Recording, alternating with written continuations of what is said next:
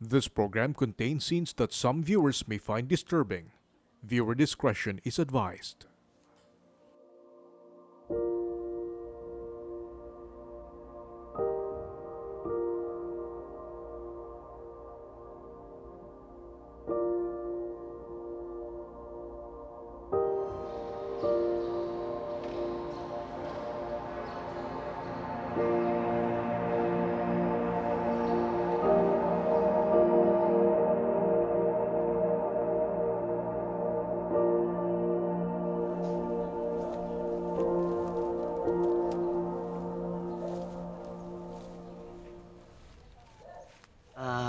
Sa sitwasyon mo bala subong Philip, ano man mabutang nga mambal naton bala nga tani wala mo nilagin obra.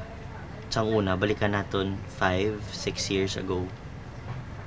Ah, siguro muna having makipag-relationship sa pareho ko nga amo na siyang cause kun nga ang kabuhi ko subong daw nagkadako isang pagbag-o kay because already amo na gani nga HIV positive na ako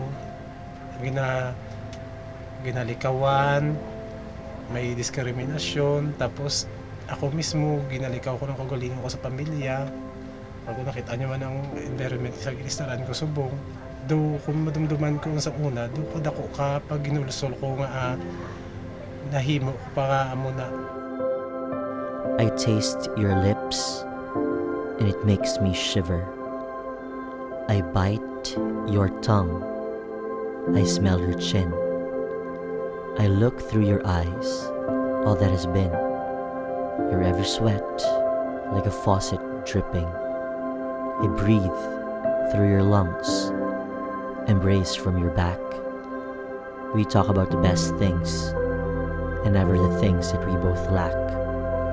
I would hold your hands tight and slip my fingers.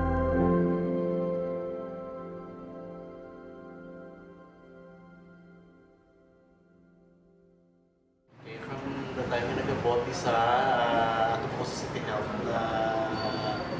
na-assign, then ginpakita yun sa ako ng result from Manila. Then nakita ko dito nga positive HIV siya. So, amo na the time nga nabalan nga positive siya. Ano, bilang abyan, ano na batyagan mo para sa iyong mga friend?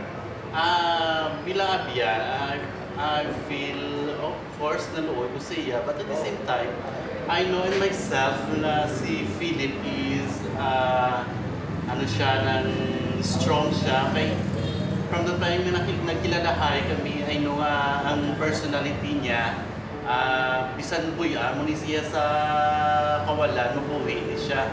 So, although nga ara sa ako ng kaluoy siya, but it's still the same na nang makaya niya ang iya nga makaya niya ang nagabot nga pagsubok sa iya kabuhi. I dance slowly to your compassionate arms. Never I have been loved. All that lingers. I move in your side and feel your warmth, like a strong man, a shield in the night. I rest my head and shoulders broad and wide. I glimpse as you smile, like a morning so bright. I cross my legs and you slowly touch my soul. Those sweet little whispers, those silent calls. You caress me with words so comforting. You gripped me with wisdom so alluring. You slammed me with greatness so tempting. Oh, endless night of thrills, I keep on remembering.